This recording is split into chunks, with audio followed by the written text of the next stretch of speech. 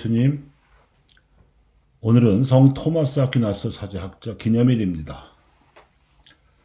그는 서방 가톨릭 교회에서 아우구스티노의 버금가는 위대한 신학자입니다. 교회 역사 2000년 동안 출연한 수많은 인물들과 인재들 가운데에서 특히 지적인 분야에서 첫 번째 천년에는 아우구스티노가, 두 번째 천년에는 토마스 아퀴나스가 손꼽힙니다. 아우구스티노가 쓴 책은 고백록과 더불어 신국론인데 이 두 권의 저술로서 그는 고대교회의 치열한 이단 논쟁을 거쳐 확립한 그리스도교 교리를 새로이 세워져야 할 하느님의 문명에 대해 사색을 펼쳤고, 로마 제국이 무너진 자리에 게르만족을 통해 서양 그리스도교 문명의 입지를 닦았습니다.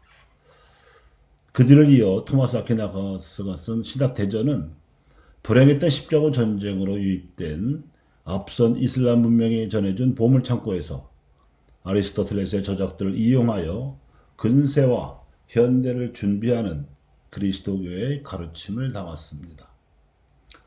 토마스 아퀴나스가 이때 활용한 방법론이 제2차 바티칸 공회를 준비하던 교부들에게 큰 도움을 주었는데, 이를 신토마스주의, 네오토미즘이라고 합니다. 여기서 가장 중요한 요점은 귀납법적으로 사태에 접근하는 방식입니다.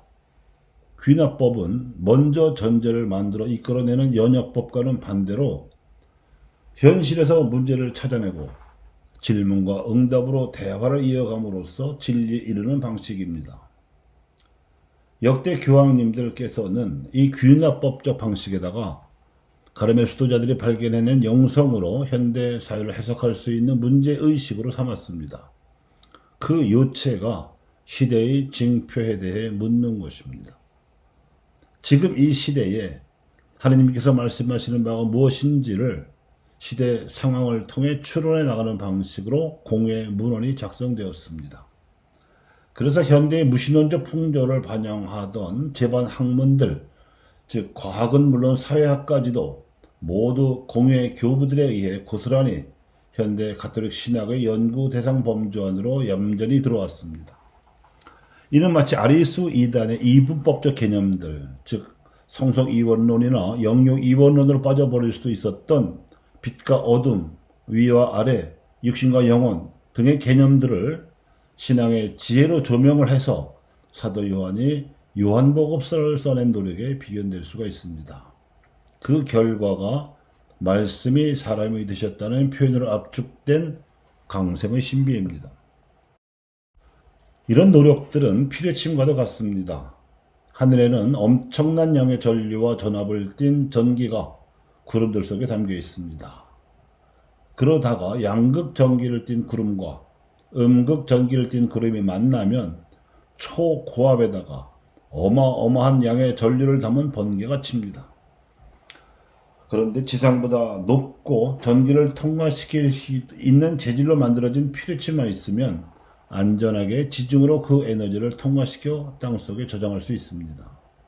그런 것처럼 아우구스티노나 토마스 아퀴나스 그리고 공회의 교부들은 하느님의 예지로부터 각 시대별 문제를 해결할 수 있는 지혜의 번개를 받아서 당대는 물론 후대의 교회 그리스도인들에게 전해준 피뢰침과도 같은 역할을 해냈습니다.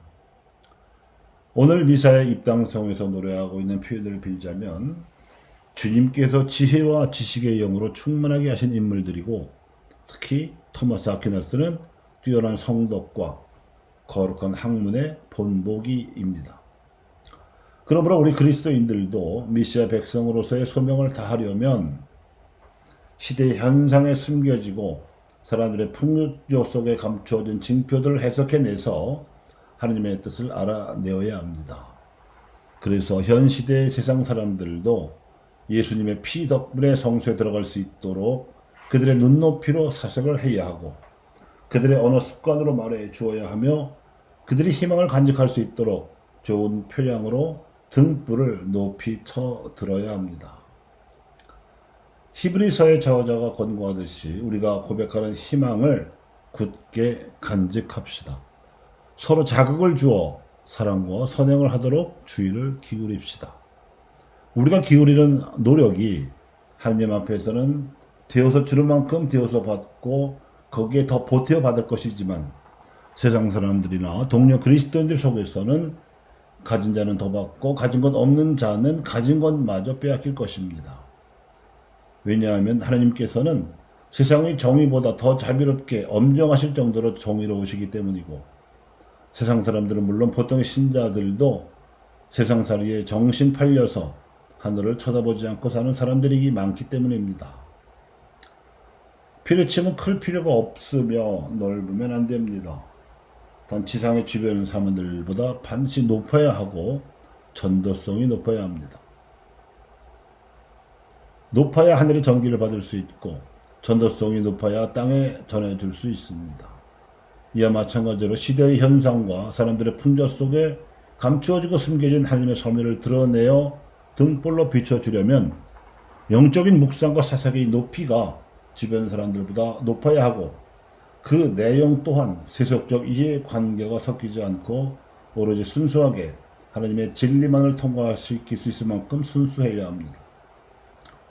우리의 발은 땅에 든든히 딛고 서되 눈은 하늘을 높이 쳐다보아야 합니다. 우리의 마음은 예수님의 복음을 담아야 하고 생각은 그 복음이 현실의 문제들을 풀 수 있는 지혜를 자아낼 수 있어야 합니다. 그래야 매일매일 주어지는 사건과 만남 속에서 그 안에 숨겨져 있고 감춰져 있는 하나님의 섭리를 알아낼 수가 있고 필요한 세상 사람들에게 나누어 줄 수 있습니다. 그것이 숨겨져 있고 감추어진 하느님을 드러내어 비춰주는 등불입니다. 감사합니다.